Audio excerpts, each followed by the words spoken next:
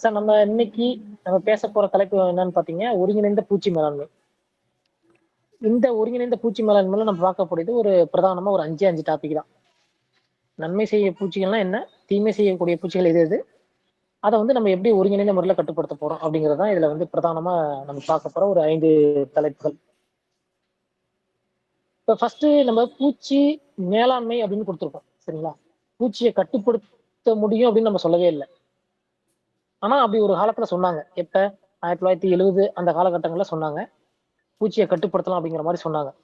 ஆனாலும் என்னதான் ரசாயன முறைகள் என்னதான் ரசாயன மருந்துகள பயன்படுத்தினாலும், என்னதான் இயற்கை முறையில இடுபொருள்கள் பயன்படுத்தினாலும், பூச்சிய வந்து நம்ம முற்றிலும் கட்டுப்படுத்த முடியாது அப்படிங்கிற ஒரு தெளிவான புரிதல் வந்ததுக்கு அப்புறம் என்ன பண்ணிட்டாங்க, பூச்சிய கட்டுப்படுத்த முடியாது. அதனால பூச்சி கட்டுப்பாடு அப்படிங்கிற ஒரு வார்த்தையே எடுத்துட்டாங்க.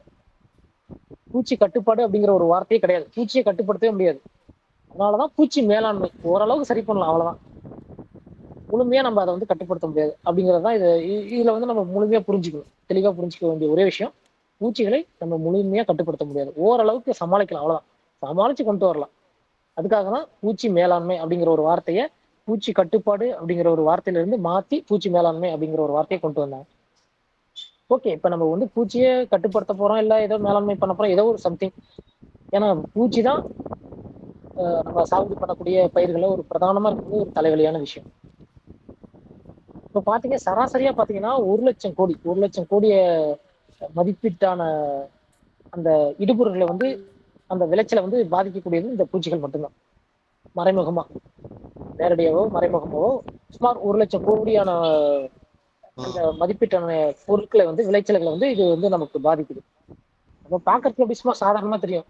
இப்ப நான் கத்திரி சாகுபடி பண்றேன்னா காய்ப்புழு வரும், கொண்டைப்புழு வரும், அப்படி தொடர்ச்சியா வந்துகிட்டே இருக்கும். நம்ம மருந்து தெளிச்சுட்டே இருப்போம், வாரம் வாரம் மருந்து தெளிச்சுட்டே இருப்போம். கட்டுப்படுத்த என்னென்ன முயற்சிகள்லாம் மேற்கொள்ளணுமோ எல்லாத்தையும் பண்ணிட்டே இருப்போம். ஆனால் அதற்கான செலவினம் ஒண்ணு. அதனால ஏற்படக்கூடிய விளைச்சல் எவ்வளவு விளைச்சல் வந்து குறையுது அப்படிங்கிறது இதெல்லாம் பார்க்கும் பொழுது சராசரியா 20% வந்து நமக்கு மகசூல் குறையுது. 25%னா சும்மா இல்ல, 100 ரூபாயில 25 ரூபா. இப்ப நான் ஒரு ஏக்கர் சாகுபடி பண்றேன் அப்படின்னா எனக்கு 1,00,000 லாபம் கிடைக்கும்னா அந்த 1,00,000 25 ரூபா 25,000 போயிடுச்சுன்னா என்னாச்சு? இப்ப என்கிட்ட மட்டும் 25,000 இல்ல, என்ன மாதிரி பலாயிரம் விவசாயிகள் இப்ப எல்லாருக்கிட்டையும் சேர்த்து 25,000 போயிடுச்சுன்னா அதோட வேல்யூ, அதோட மதிப்பை யோசிச்சு பாருங்க. சுமார் 1,00,000 கோடி மட்டும் இந்த பூச்சிகளால நம்ம பயிர்களை வந்து மகசூல் இழப்பீடு ஏற்படுகிறது, நேரடியாவோ மறைமுகமாவோ. இது எங்க விளைச்சல்ல மட்டும், வயல்ல மட்டும். இதை தாண்டி நம்ம அறுவடை பண்ணிட்டு அங்க போகும்போது அங்க சில பிரச்சனைகள் வரலாம். இல்ல நான் அறுவடை பண்ணி நான் வந்து இதை வந்து வீட்டுல நான் சேகரிச்சு வச்சிருக்கேன், நான் வந்து பாதுகாப்பா வச்சிருக்கேன், இல்ல ஃப்ரிட்ஜ்ல வச்சிருக்கேன், இல்லைன்னா கோல்டு ஸ்டோரேஜ்ல வச்சிருக்கேன்னா அங்க சில பாதிப்புகள் ஏற்படும். அதெல்லாம் நான் சொல்லவே இல்லை. நான் சொல்றதுக்கு முழுக்க முழுக்க வயல்ல மட்டும்தான். வயல்ல ஏற்படக்கூடியது பாத்தீங்கன்னா 25% வந்து மகசூல் இழப்பீடு இந்த பூச்சிகளால ஏற்படக்கூடியது. அப்ப இந்த பூச்சியை நம்ம கட்டுப்படுத்துறதுக்கு என்ன மாதிரியான வழிமுறைகள் இருக்கு அப்படிங்கிறத நம்ம கண்டிப்பா தெரிஞ்சுக்கணும். நம்ம இயற்கை விவசாயத்துல பண்ணாலும் சரி, ரசாயன முறையில பண்ணாலும் சரி. சரி, இதெல்லாம் ஓகே. ஏன் இந்த அளவுக்கு பூச்சிகள் இவ்வளவு நம்ம பேசக்கூடிய தலைப்பா ஏன் மாறுது அப்படின்னு பார்த்தோம் அப்படின்னா, 1960 65 காலகட்டங்கள்ல நம்ம வந்து சுதந்திரம் அடைஞ்சோம். சுதந்திரம் அடைஞ்சதுக்கு அப்புறம் பாத்தீங்கன்னா நல்ல மகசூல் நம்மள்ட்ட கிடையாது. சரிங்களா? அந்த காலகட்டத்துல அளவுக்கு அதிகமான நம்ம வந்து தேவை, இந்த உணவோட தேவை அளவுக்கு அதிகமா இருக்குது. ஏன் அப்படின்னு பார்த்தோம்னா, மறைமுகமா பார்த்தோம்னா சுதந்திரம் அடைஞ்சதுக்கு அப்புறம் வந்து பாத்தீங்கன்னா மக்கள் தொகை வேகமா பெருக்க ஆரம்பிச்சு. ஒரு ஒரு அளவே இல்லாம அளவுக்கு அதிகமா வந்து மக்கள் தொகை பெருக்க முடியுது. அந்த நேரத்துல நம்ம உற்பத்தி பண்ணக்கூடிய விளைபொருட்களை வந்து அதிகப்படுத்தணும். ஏன்னா அந்த காலகட்டத்துல ஏன்னா நம்ம மனுஷன் எப்போ வந்தோமோ அப்பையில இருந்து நம்ம உணவு உற்பத்தி பண்ணிட்டு இருக்கோம். ஆனா அந்த காலகட்டத்திலாம் நமக்கு வந்து ரசாயன மருந்துகளோ ரசாயன பூச்சிக்கொல்லிகளோ எதுவுமே கிடையாது. ஆனா அப்பயும் நம்ம உணவு தயாரிச்சுட்டு இருந்தோம். ஆனா என்னன்னா இங்க மக்கள் தொகை பெருகும் போது நமக்கு ஒரு தேவை ஏற்படுது. என்ன தேவை? உணவு தேவை ஏற்படுது. மக்கள் தொகை அதிகரிக்கிற மாதிரி அதே அளவுக்கு நம்ம உணவு உற்பத்தி அதிகப்படுத்தணும் அப்படிங்கிற ஒரு நிலை ஏற்படுது. அந்த சூழ்நிலையில நம்ம வந்து இந்தியா முழுக்க முழுக்க வெளிநாடுகளை தான் சார்ந்து இருந்துச்சு. குறிப்பா அமெரிக்கா வந்து, நம்ம அமெரிக்கால வந்து இடுபொருள்கள் வந்து குறிப்பா இந்த நெல்லு, அதுக்கப்புறம் வந்து பாத்தீங்கன்னா இந்த வீட், கோதுமை, இது ரெண்டை தான் நம்ம வந்து வெளிநாடுகள்ல இருந்து தொடர்ச்சியா இறக்குமதி பண்றோம். ஏன்னா இங்க உற்பத்தி இல்லை. நம்ம என்ன பண்றோம், இங்கே சாதாரண, அதாவது நம்ம முன்னோர்கள் பயன்படுத்தின அந்த அதே நாட்டு ரகங்கள், இயற்கை முறையில சாகுபடி பண்றது, மிஞ்சி மிஞ்சி போனா வேப்ப எண்ணெய் தெளிக்கிறது, இந்த மாதிரி ரொம்ப சிம்பிளா ரொம்ப அடிப்படையான விஷயங்களை நம்ம ஃபாலோ பண்ணி நம்ம உற்பத்தி பண்ணிட்டு இருந்தோம். அப்ப வந்து பாத்தீங்கன்னா உற்பத்தி ரொம்ப ரொம்ப கம்மியா இருக்கும். இப்போ உதாரணத்துக்கு ஒரு ஏக்கருக்கு 5 மூட்டை 6 மூட்டை நெல், ஒரு 10 மூட்டை 12 மூட்டை நெல், அவ்வளவு அதிகபட்சமா. சரி, இதெல்லாம் மாற்றி அமைக்கணும். ஒரு பஞ்சம் ஏற்படுது. எங்க அந்த பெங்கால்ல வந்து ஒரு பஞ்சம் ஏற்படுது. அந்த பஞ்சத்தை தவிர்க்கணும். இந்தியா முழுக்க போதுமான அளவு நம்ம உணவை கொடுக்கணும். ஏன்னா மக்கள் தொகை பெருகுது. அந்த மக்கள் தொகை பெருகிறதுக்கு ஏற்ற மாதிரி நம்ம உணவு கொடுக்கணும். 10 பேர் இருக்கிற இடத்துல 100 பேர் ஆகிறாங்க. அப்ப அந்த 100 பேருக்கு நம்ம உணவு கொடுக்கணும் அப்படிங்கிற ஒரு ஒரு இக்கட்டான ஒரு சூழ்நிலை ஏற்படுது. அதனாலதான் என்ன பண்ணாங்க, சரி உற்பத்தி அதிகப்படுத்துறதுக்கு என்ன சூழ்நிலை அப்படின்னு சொல்லிட்டு 1965 டு 70 அந்த காலகட்டங்கள 60 டு 65 அந்த காலகட்டங்கள இந்த பசுமை புரட்சி அப்படிங்கிற ஒரு ஒரு புதிய திட்டத்தை கொண்டு வராங்க. இது ஆக்சுவலா இந்தியாவில உருவாக்கல. இது வந்து வெளிநாடுகள்ல உருவான ஒரு ஒரு திட்டம் தான். அதை வந்து நம்ம இந்தியாவில கொண்டு வராங்க. இதை கொண்டு வந்து இதோட பிரதான நோக்கம் என்ன தெரியுங்களா, உணவுப் பொருளை அதிகப்படுத்தும். ஒண்ணு நெல், இன்னொன்னு கோதுமை. ஏன்னா இங்க வந்து பாத்தீங்கன்னா தென்னிந்தியாவில உணவு உணவு அப்படின்னா நமக்கு அரிசி தான், நெல்லு தான். அதே மாதிரி தென்னிந்தியாவில பாத்தீங்க சாரி நார்த் இந்தியாவில பாத்தீங்க அப்படின்னா கோதுமை தான். இந்த ரெண்டு தான். இந்த ரெண்டோட உற்பத்தி அதிகப்படுத்தும். இது ரெண்டு தான் பிரதான ஊட்டம். இதுதான் நமக்கு பிரதான ஊட்டச்சத்து. இதை வந்து நம்ம அதிகப்படுத்தணும் அப்படிங்கிறதுக்காக இந்த பசுமை புரட்சி அப்படிங்கிற ஒரு திட்டத்தை கொண்டு வந்தாங்க. இந்த பசுமை புரட்சியோட ஒரு பிரதான நோக்கம் என்ன தெரியுங்களா, உற்பத்தி அதிகப்படுத்தணும். அவ்வளவுதான், வேற எதுவுமே கிடையாது. உற்பத்தியை அதிகப்படுத்தணும்.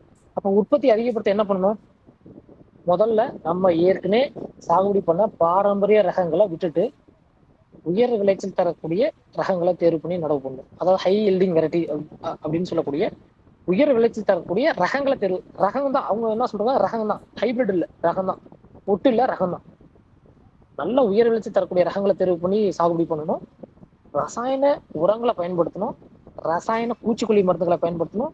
அதே மாதிரி ரசாயன களைக்கொல்லிகளை பயன்படுத்தணும். அதுக்கப்புறம் வந்து பாத்தீங்கன்னா இந்த இரிகேஷன், அதாவது வாய்க்காலை மேம்படுத்துறது, சொட்டு நீர் பாசனம் அமைச்சு கொடுக்குறது, அந்த மாதிரி சில விஷயங்கள்லாம் பண்ணாங்க. இப்ப இதெல்லாம் பண்ணும்பொழுது விளைச்சல் பாத்தீங்கன்னா அபரிமிதமா இருந்துச்சு, அருமையா இருந்துச்சு விளைச்சல். இதற்கு இதெல்லாம் ஓகே, இதெல்லாம் நல்லா வந்துச்சு. அதுக்கப்புறம் என்னன்னு பாத்தீங்கன்னா, இப்ப நம்ம சாகுபடி பண்ணக்கூடிய உயர் விளைச்சல் தரக்கூடிய ரகங்கள் எல்லாமே நல்லா வந்து நம்ம எந்த அளவுக்கு ஊட்டச்சத்தை கொடுக்குறோமோ அந்த அளவுக்கு வந்து நல்லா எடுத்துக்கிட்டு வளரக்கூடியது. இப்போ உதாரணத்துக்கு நம்ம மக்காச்சோளம் சாகுபடி பண்றோம்.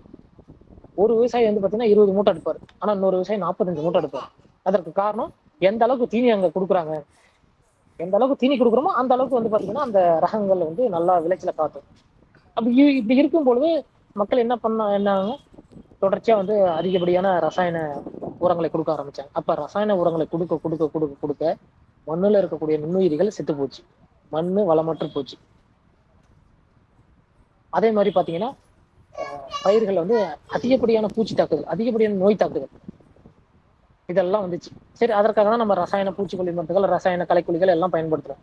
அப்ப அந்த ரசாயன பூச்சிக்கொல்லிகளை, ரசாயன களைக்கொல்லிகளை பயன்படுத்தும் போது, தொடர்ச்சியா பயன்படுத்தும் போது என்ன ஆணுச்சு அப்படின்னா, இந்த பூச்சிக்கொல்லிகள் திரும்ப திரும்ப நம்ம தெளிக்கும் போது இந்த பூச்சிகள் என்ன பண்ணுச்சு, இதெல்லாம் நீங்க தெளிக்கிறீங்க நான் பாத்துக்கிறேன் அப்படிங்கிற மாதிரி இந்த பூச்சிகள் வந்து எதிர்ப்பு திறன் அடைய ஆரம்பிச்சிச்சு.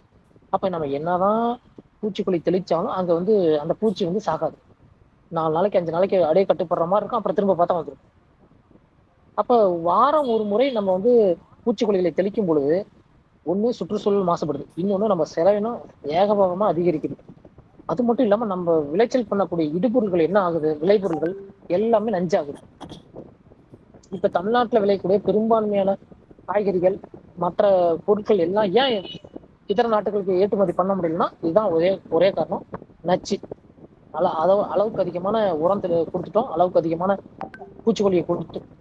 அப்படிங்கும்போது அங்க வந்து அந்த எஞ்சிய நச்சுக்கள் வந்து அப்படியே நம்ம விளைபொருட்கள் அப்படியே இருக்கு. இப்ப நான் காய்கறி உற்பத்தி பண்றேன், மிளகாயோ கத்திரியோ உற்பத்தி பண்றோம் அப்படின்னா கத்திரியில நம்ம கொடுக்கக்கூடிய மருந்துக்கு அப்படியே தெரியுது. அதை போய் டெஸ்ட் பண்ணா ஓகேப்பா நீ இவ்வளவு மருந்து தெளிச்சிருக்க, இந்த மருந்தெல்லாம் தெளிச்சிருக்கணும் அப்படி தெளிவா சொல்லிடுறாங்க. அப்ப இதனால நம்ம என்ன பண்றோம், வெளிநாட்டுக்கு ஏற்றுமதி பண்ண முடியல. விளைச்சல் அதிகமா இருக்கு, ஆனா வெளிநாட்டுக்கு ஏற்றுமதி பண்ண முடியல. அப்படிங்கும் போது ஆட்டோமேட்டிக்கா விலை குறையுது. அப்ப விலை குறைஞ்சுன்னா நம்ம எவ்வளவு செலவு பண்றோம். ஒரு இப்ப உதாரணத்துக்கு கத்திரி சாகுபடி பண்றாங்க அப்படின்னா கண்டிப்பா வாரம் ஒரு முறை ஒரு 2000 3000த்துக்கு வந்து அவங்க மருந்து செலவு பண்றாங்க. ஆனா அங்க பாத்தீங்க வரவு அப்படின்னு பாத்தீங்கன்னா ஒண்ணுமே கிடையாது. அப்ப இதெல்லாம் தான், அதாவது இந்த பசுமை புரட்சி அப்படிங்கிற ஒரு போர்வையில தான் நம்ம வந்து தவறுதலா ஒரு ஒரு அடிப்படையான ஒரு விஷயத்த நம்ம மாத்த போயிட்டோம். அவங்க சொன்னது கரெக்ட் தான். என்னன்னா தேவையான அளவு ரசாயன உரங்களை கொடுங்க, தேவையான அளவு களைக்கொல்லிகளை கொடுங்க, தேவையான அளவு பூச்சிக்கொல்லிகளை கொடுங்க அப்படின்னு அவங்க சொன்னாங்க. ஆனா நம்ம என்ன பண்ணிட்டோம், அளவுக்கு அதிகமா உரங்களை பயன்படுத்திட்டோம், அளவுக்கு அதிகமா பூச்சிக்கொல்லிகளை தெளிக்க ஆரம்பிச்சிட்டோம். அதனால என்ன ஆச்சு, பூச்சிகள் வந்து நம்ம கொடுக்கக்கூடிய மருந்துகளையே சாப்பிட்டு சாப்பிட்டு நல்லா வளர்ற மாதிரி ஒரு எதிர்ப்பு திறன் வந்துருச்சு அந்த பூச்சிகளுக்கு. இப்ப இதன் விளைவா என்ன ஏற்படுது அப்படின்னு பாத்தீங்கன்னா, மகசூல் இழப்பீடு. நீ என்னதான் ரசாயன மருந்து தெளி, நான் கட்டுப்படவே மாட்டேன், என்னை அழிக்கவே முடியாது. அதனாலதான் அந்த கட்டுப்பாடு அப்படிங்கிற ஒரு வார்த்தையே கிடையாது. பூச்சிகளை கட்டுப்படுத்துது அப்படிங்கிறது சாத்தியமே கிடையாது. யாராவது ஒருத்தர் சொல்லுங்க பார்ப்போம், நான் அந்த பூச்சியை நான் முழுமையா கட்டுப்படுத்துறேன் அப்படின்னு சொல்லவே முடியாது. பூச்சிகளை மேலாண்மை பண்ணலாம். 100 பூச்சி இருக்கிற இடத்துல ஒரு 10 பூச்சியை குறைக்கலாம், 20 பூச்சியை குறைக்கலாம், அவ்வளவுதான். மற்றபடி 100 பூச்சியுமே நான் ஒழிக்கிறேன் அப்படின்னா அது சாத்தியமே கிடையாது. நீங்க 100 பூச்சியை ஒழிக்க முயற்சி பண்ணீங்க அப்படின்னா அடுத்த 10 நாள்ல அந்த 100 200 ஆயிடும். அப்ப பூச்சி பெருகிட்டே இருக்குது. நம்ம கொடுக்கக்கூடிய ரசாயன மருந்துகள்லாம் ஒண்ணுமே கேட்கல அதுக்கு. சும்மா பேருக்கு தான், ஒரு வாரம் தான், 4 நாள் 5 நாள் தான். அதுக்கப்புறம் பாத்தீங்கன்னா திரும்ப வந்து புழுக்கள் வந்துருது. அப்ப இதனாலதான் நம்ம வந்து இந்த இந்த தலைப்பை நம்ம பேச வேண்டியதா இருக்கு. அதாவது ஒருங்கிணைந்த மேலாண்மை. நான் ரசாயன மருந்துகளை மட்டுமே பயன்படுத்தினேன் அப்படின்னா எனக்கு செலவு அளவுக்கு அதிகமா ஆயிடுது. அது இல்லாம நான் சாப்பிடக்கூடிய பொருள்கள் எல்லாமே முழுக்க முழுக்க நஞ்சாயிடும், முழுக்க முழுக்க கெமிக்கல் ஆயிடும். அதை நான் சாப்பிட்டேன்னா என் தலைமை, எனக்கு மட்டும் இல்ல, என் பிள்ளைங்க எல்லாருக்குமே தீங்கு. அப்ப இதை குறைக்கணும். இப்ப மருந்தை குறைக்கணும்னா மருந்தை குறைச்சிட்டு வேற என்ன வாய்ப்புகள் நமக்கு இருக்கு இந்த பூச்சிகளை கட்டுப்படுத்த அப்படிங்கிறத பத்தி தான் நம்ம பார்க்க போறோம். அதுல ஒண்ணுதான் ஃபர்ஸ்ட், நன்மை செய்யும் பூச்சிகள்.